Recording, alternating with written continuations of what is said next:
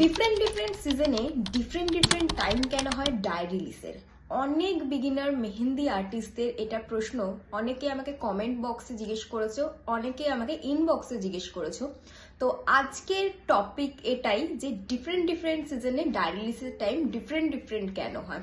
সবাই আজকে টপিকটা সেভ করে নেবে, নাহলে ভিডিওটা হারিয়ে যাবে। First of all, what is the meaning of diary release?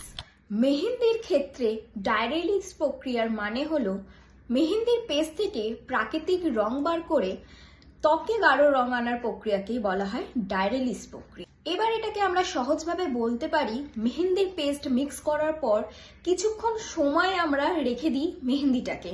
সেই সময় মেহেন্দিটা ভেজে এবং তার ভেতরে যে প্রাকৃতিক রং সেটা বেরিয়ে আসে আমাদের স্কিনের মধ্যে গাঢ় রং আসার জন্য। ডায়েরি রিলিজ না হলে স্কিনে কিন্তু কখনোই গাঢ় রং আসে না। এবার কিছু বিগিনার্স মেহেন্দি আর্টিস্টদের প্রশ্ন থাকে যে ম্যাম, প্রত্যেকটা সিজনে আলাদা সময় লাগে কেন মেহেন্দি ডায়েরি রিলিজ হতে? উইন্টারে টেম্পারেচার খুব কম থাকে, ঠান্ডা বেশি থাকার জন্য মেহেন্দির ভেতরে যে ডাই থাকে সেটা রিলিজ হতে টাইম লাগে। সেই সেম জিনিস সামারে ডায়েরি রিলিজ হতে কিন্তু খুবই কম টাইম লাগে। মনসুনে 5 থেকে 8 ঘন্টার মধ্যে ডায়েরি রিলিজ হয়ে যায়। তাহলে উইন্টারে আমাদের ডায়েরি রিলিজ হতে মিনিমাম 12 থেকে 18 ঘন্টা, সামারে 2 থেকে 3 ঘন্টা, আর মনসুনে 5 থেকে 8 ঘন্টা টাইম লাগে।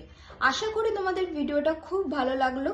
যারা এই ব্যাপারে জানতে তারাও কমেন্ট করে জানাবে, আর যারা এই ব্যাপারে জানতে না তারাও কমেন্ট করে জানাবে। আর তোমরা কোনো প্রশ্ন রাখলে অবশ্যই কমেন্ট করে জানিও। এরকম নতুন টিপস জানার জন্য আমার চ্যানেলটা অবশ্যই ফলো করবে।